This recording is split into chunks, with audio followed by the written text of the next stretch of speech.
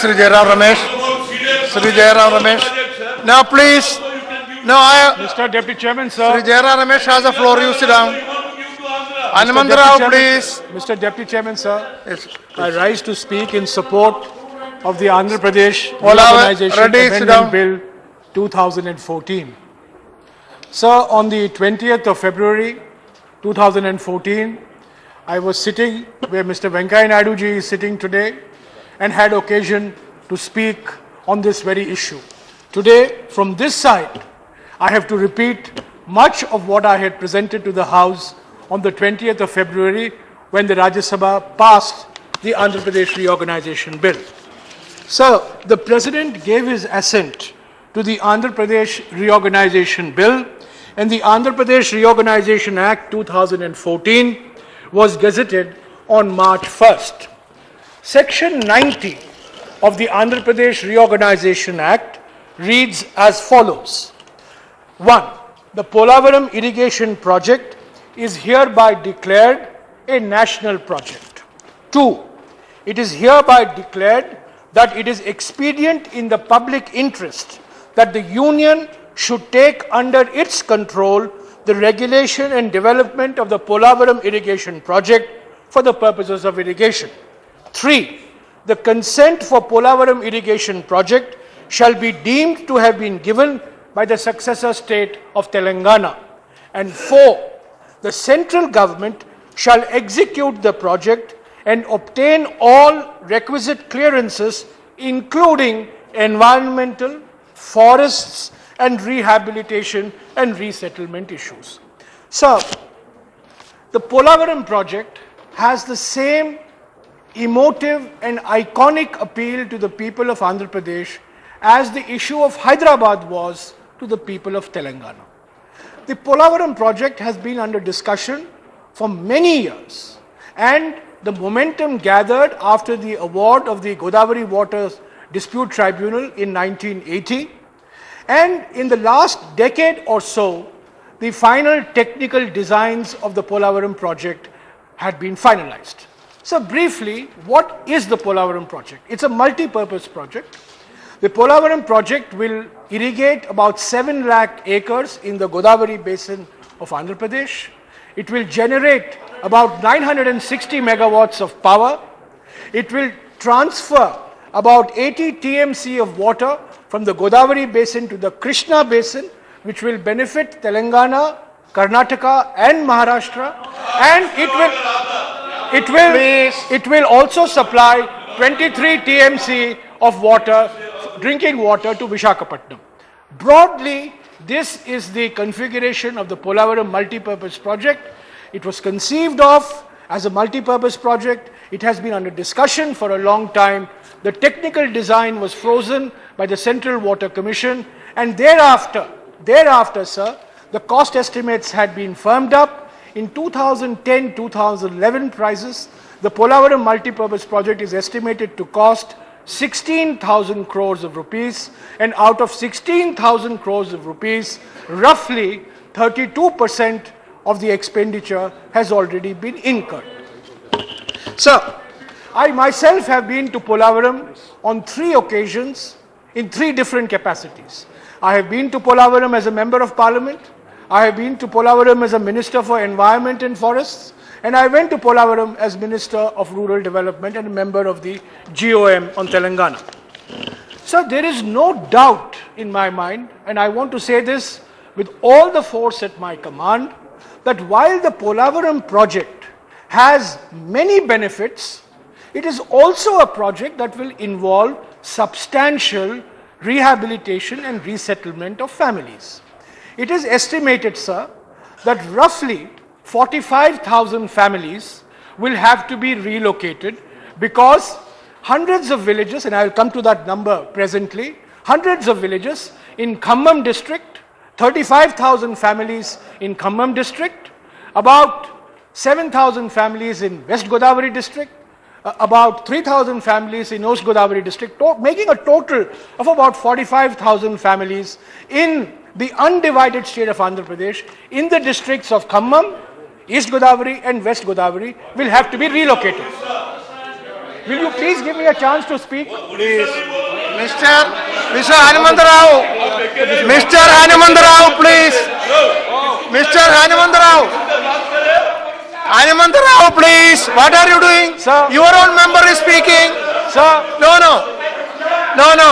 sir, See, nothing will go on record. sir, Sit I down. would appeal. Only what Mr. Jairam Ramesh says will go on record.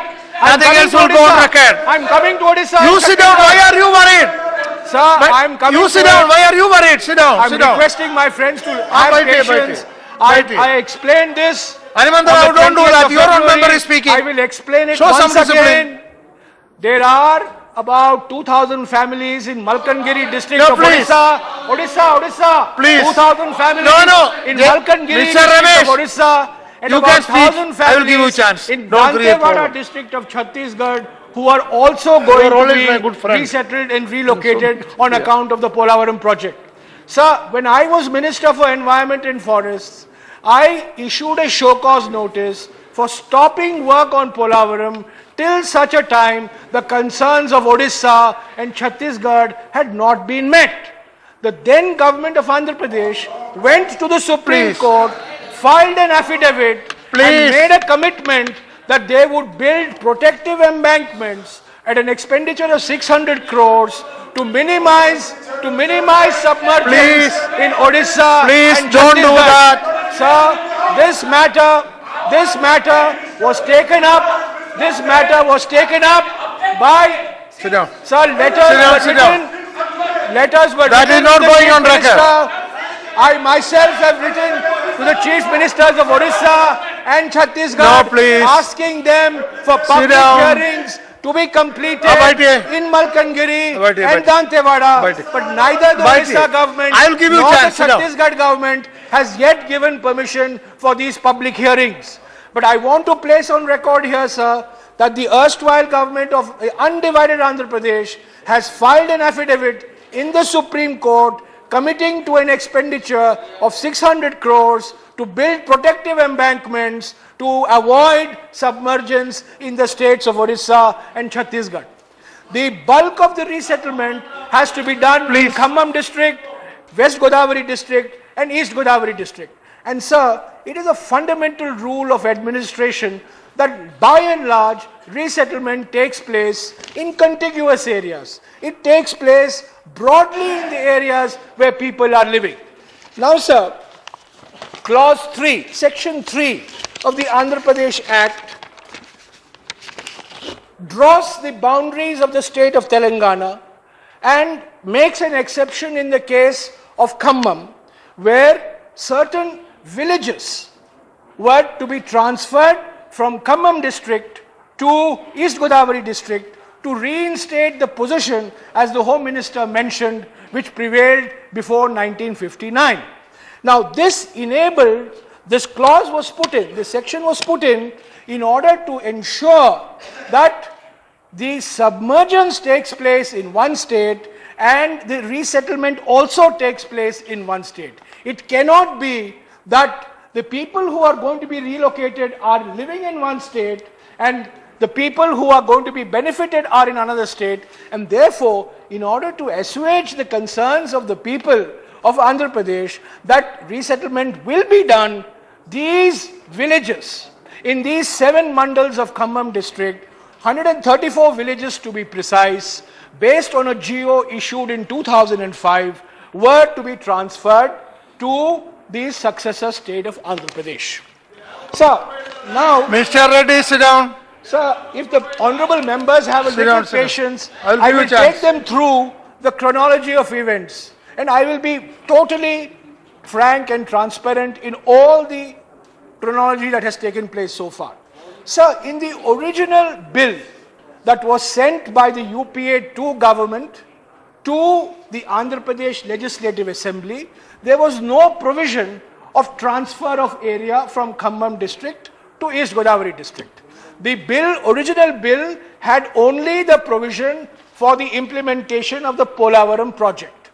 So on the 7th of February 2014, the Union Cabinet met based on all the representations that the GOM, that was headed by the former Home Minister Sushil Kumar Shinde ji had received, and after discussing this matter with a cross-section of people from Telangana and Andhra Pradesh, the Union Cabinet in its meeting on February 7th decided that 7 mandals will be transferred from Khammam district to East Godavari district, except Bhadrachalam town and the Holy Ram temple in Bhadrachalam town.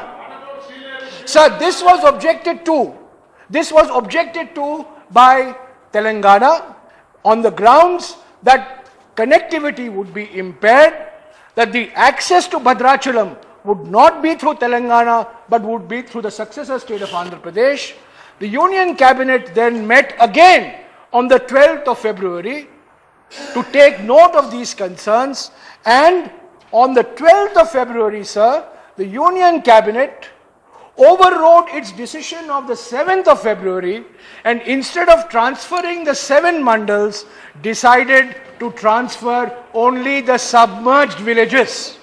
This was the cabinet decision of February 12th, that only submerged villages, partially submerged and fully submerged, would be transferred from Khammam to East Godavari district. Sir, then after February 12th, the bill came to the Lok Sabha on the 18th of February, and it came to the Rajya Sabha on the 20th of February. So when it came to the Rajya Sabha, the Prime Minister made a detailed statement. There were 6 points in that statement, and point number 4 of Dr. Manmohan Singh, former Prime Minister's statement, read as follows: I would like to reassure honorable members that if any further amendments are needed to facilitate smooth and full rehabilitation and resettlement for the Polavaram project, they will be given effect to at the earliest. Our government will execute the Polavaram project, let there be no doubt about it. So this was a statement which was welcomed on the 20th of February, and this was a solemn commitment made by the Prime Minister after he had discussions with various political leaders in the run-up to the consideration of the bill in the Rajya Sabha. Sir, I have already mentioned to you that the first time the Union Cabinet met on the 7th of February, it transferred the mandals. This was objected to by Telangana. On the 12th of February, the Union Cabinet said no mandals, transfer submerged villages. This was objected to by the Seemandhra or the successor state of Andhra Pradesh. So, in keeping in mind what the Prime Minister said on the 20th of February, the GOM went back to the drawing board and tried to find a solution that would satisfy both Telangana and Andhra Pradesh. The first solution was not acceptable to Telangana, full mandal. The second solution, submerged villages, not acceptable to Andhra Pradesh. So we had to come up with a third alternative. And sir, on the 1st of March, the Union Cabinet met, considered the third alternative, which the Honorable Home Minister just mentioned, that some mandals will be transferred in full, and in one mandal only the submerged villages will be transferred, and Bhadrachalam town and the Bhadrachalam temple remain under the control of the new state of Telangana. This was a compromise solution, sir. This was the third time the Union Cabinet met on the 1st of March, and we were ready with an ordinance then, but the election code was in operation.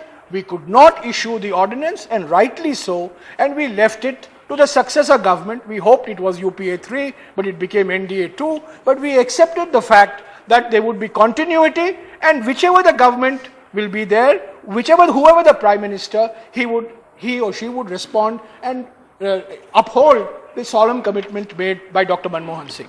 So sir, on the 1st of March, the contours of the ordinance had been drawn up, the mandals that were to be transferred had been drawn up, the villages that were to be transferred had been drawn up. And sir, I have no hesitation in saying that the Andhra Pradesh Amendment Bill 2014 brought forward by the Union Home Minister is word for word,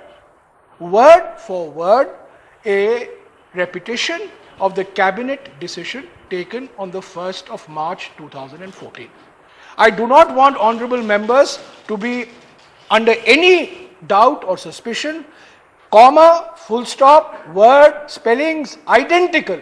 Whatever the cabinet had decided on the 1st of March, whatever was contained in the draft ordinance drawn up by the UPA 2 government has been now incorporated as the Andhra Pradesh Reorganization Amendment Bill 2014. Sir, when you have your chance, you contradict me. But let me put forward my, No, let Mr. me put Reddy. forward my point of view. Mr. Keshav Rao. Sir, Mr. Keshav Rao, I am not Sir. allowing you.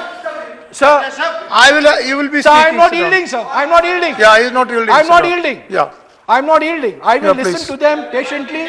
I expect them to listen to me No, patiently. you please. Sir, the Polavaram project will involve massive resettlement. Let us be under no illusions. It is not an easy project to implement. Almost 45,000 to 50,000 families have to be relocated. This is on par with the relocation that has taken place on Sardar Sarovar, and we are still seeing the controversy on Sardar Sarovar. This is on par with the resettlement that has taken place on Indira Sagar in Madhya Pradesh. So this is a gigantic project. It will bring major benefits to the states of Andhra Pradesh and other states, but it will also involve very substantial submergence. It will also involve substantial resettlement and rehabilitation. So this parliament in September 2013 has passed a new land acquisition law. Mr. Rajnath Singh, when he was in the Lok Sabha, was the lead speaker in supporting that new law. And the main difference between the 2013 Land Acquisition Law and the 1894 Land Acquisition Act is that the 2013 law passed by Parliament unanimously has provisions for R&R. It is actually Land Acquisition, Resettlement and Rehabilitation Act 2013. So, whatever resettlement and rehabilitation has to be done by the state of Andhra Pradesh will have to be done in consonance with the new law that Parliament has passed in 2013, which makes it incumbent. And what I am saying, sir, is very, very important, and I would wish my colleagues from Telangana to hear me carefully. The new law makes it incumbent upon the R&R to be completed before the submergence actually happens. We have had a very poor track record of resettlement and rehabilitation in our country. And that has created all sorts of social problems. It is because of this that the 2013 Land Acquisition Act marked a departure from the past and said unless you are able to convince the people who are going to be displaced, and almost 45 to 50% of the people, families to be displaced are going to be tribal families, we are not going to be able to get the full benefits of the project. So, sir, my appeal, while supporting the Andhra Pradesh Reorganization Amendment Bill 2014, my earnest appeal to the successor state of Andhra Pradesh is that by all means implement the Polavaram project, but implement it in a manner that R&R is done democratically, it is done sensitively, it is done humanely, and it is done in provisions with the law that Parliament has passed. It should not be the case that the Polavaram project comes up and people are still waiting for resettlement and rehabilitation. It should not be the case that the Polavaram project is constructed. Contractors have made maximum benefit from the Polavaram project, but families are still waiting for their houses. Families are still waiting for their land. Families are still waiting for their electricity. So, sir, I am fully conscious. I do not need any sermons from my friends in Telangana. Having been Minister for Environment and Forests, I am fully conscious of the environmental impact, the R&R impact of projects like Polavaram. These are projects which are difficult to implement. These are decisions that are taken under the most difficult of circumstances. It is not a black and white case. It's not an open and shut case. It has huge benefits, but it has also presents huge challenges. And I think, sir, given the background to the Andhra Pradesh Reorganization Act, and as I mentioned right at the beginning, and I would like my Telangana friends to please remember this. For Telangana, Hyderabad became an emotive litmus test issue. For Andhra Pradesh, for Andhra Pradesh, sit down. for Andhra Pradesh, sir, my voice, Please. sir, I cannot, आप लोग बैठिए. sir, Propalo बैठा. Ready. sir, I Ready. Sit cannot, down. Now please. sir, I'm not Sit hearing, down. sir. आप लोग sit down. Sir, What is this? Congressman, troubling Sir. congressman. Why are you? Sir, I cannot- Your own member is speaking. I cannot sir, I cannot Mr. outshout- Rao, Sir, I cannot outshout my colleague. if you see, Sir, I cannot outshout. I if you cannot interrupt like outshout this, my I will colleague. not allow you to speak. Sir, I will not call your name. I am telling you. I cannot outshout my Interrupters colleague, Mr. will not be Hanuman Rao. given I can time to speak in understand- the House. I can I am understand telling his you. anguish, but I do want to mention Please. that He is going to Polavaram conclude, please. is an emotive issue Okay. for the successor state of Andhra Pradesh. Polavaram is not just an emotive issue, it is also a very vital bread and butter, water resources issue for the successor state of Andhra Pradesh. And I believe, sir, in the fitness of things, in the grand architecture of the Andhra Pradesh reorganization, a conscious decision was taken by the UPA government with the support of all political parties that Polavaram will be implemented as a national project following all environmental R&R norms. okay. So, sir, I would like to So end please by conclude. saying Now that conclude. this is an important commitment made by the erstwhile government, being taken forward by the present government.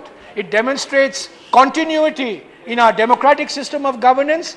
I support the Reorganization Amendment Bill, and I would like to make once again an appeal to the government of Andhra Pradesh, of which the BJP is an ally and partner in government, that the Polavaram project be implemented in a manner that gives confidence to the people that R&R will be done democratically, humanely, sensitively, thank you. and in consonance with the 2013 Act. With these words, sir, I thank you for giving this opportunity. Sri Nanda.